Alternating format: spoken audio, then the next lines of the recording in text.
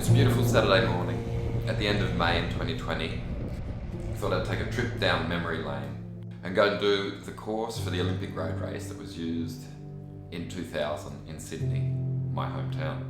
I'm going to record it for FulGaz to give real world imagery for a virtual training world from an Australian-based company that we've been doing a little bit of work with in the last couple of months.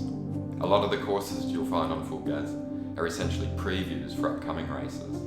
But today, I thought we'd go a little bit nostalgic and have a look at the route that was used when Leontien van Moorsel-Zijlaard won the gold medal, her third at the Sydney Olympics, and Ullrich in the men's, of course, took the gold ahead of two telecom teammates at the time, Alexander Vinokurov and Andreas Klöden.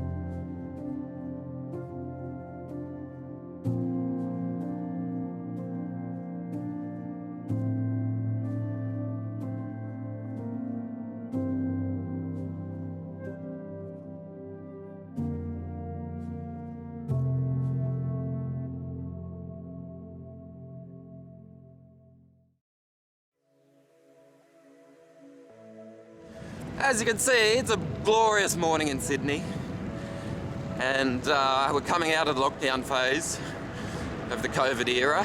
For the moment, there's no Saturday sport as we knew it. The point is, at the moment it's a little bit more free of traffic than we'd ordinarily see it at this time of day on the weekend. See if I can get some clear traffic conditions for this filming session for FulGaz, which I've been wanting to do for ages. Anyway, I'm on my way to Moore Park now.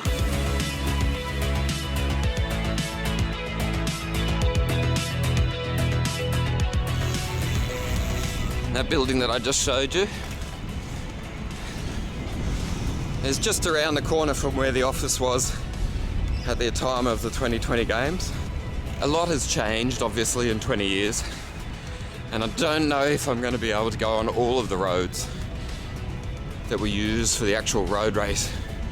But I'll certainly take you around the course that was used for both the road races and the time trial, although the little loop down to the beach wasn't part of the time trial circuit.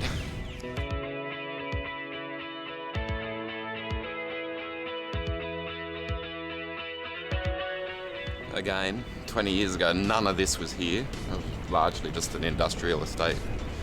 But it's turned into an apartment zone. And this is just a little way away from Moore Park, which is the site of the start and finish of the Olympics back in 2000.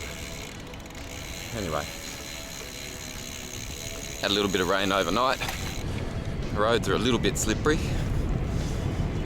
but conditions are magic. And so far, I actually haven't seen another car on the road.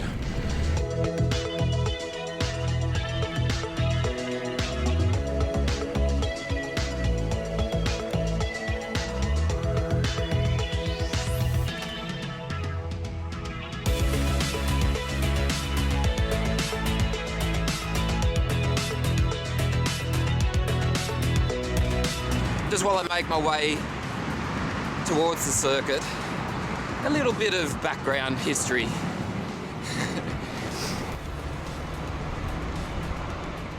A little bit of trivia that maybe you don't know. Initially, the circuit that they mapped out for Sydney was going to go the other way around. So clockwise rather than anti-clockwise, if you can consider it a loop. And just off in the distance, I just showed you, is the SCG. currently known as the Empty Cauldron of non-sport, or something along those lines. And believe it or not, this is a shared bike path and pedestrian zone where I am right now. There's no traffic currently, but it can get pretty busy along here.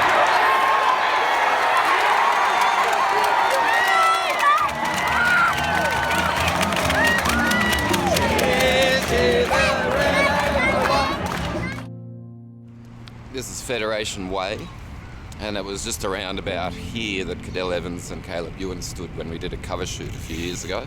One career was ending and another was beginning, and we all know the story of those two. Anyway, just about to turn here, as you see it now.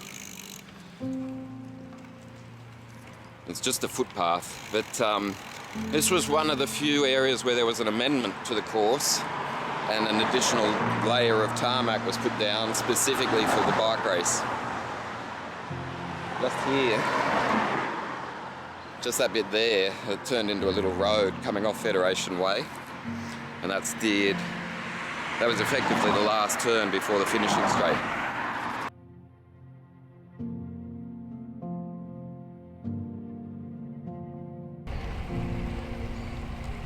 So just continuing my little narrative.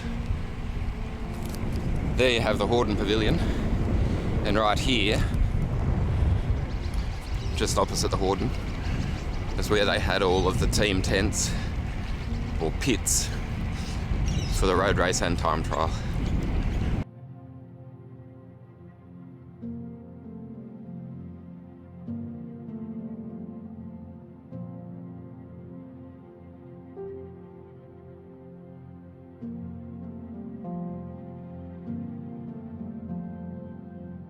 This is Driver Avenue. In other words, the finishing straight for the Olympic road race and time trials. Just, I'll point the camera the other way for a sec. And just there, in that little void where I'm pointing, there was the Sydney Football Stadium. That's now gone.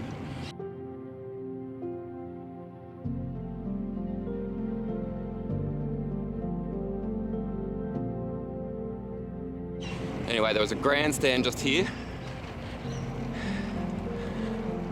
and that's where I sat and watched and worked for the Olympic press service, and this is the finish line right here.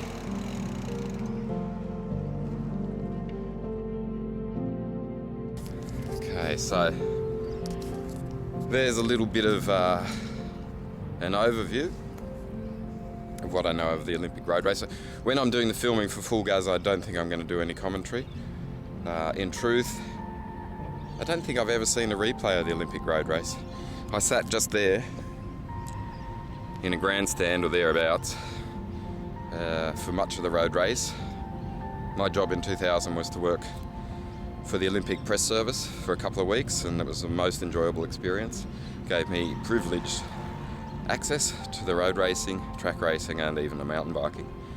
Anyway, I watched the Olympic road race sitting next to Eddie Merckx for a little while. We had a bit of a chat. His son Axel was in the break. I asked if he had any chance, and he scoffed and said no chance at all. Anyway, it's a story I've told a few times before, and I will probably say it again. Let's set everything up, and I'll do the filming, and I'll keep you posted, and we'll see how the images look at the end of the day.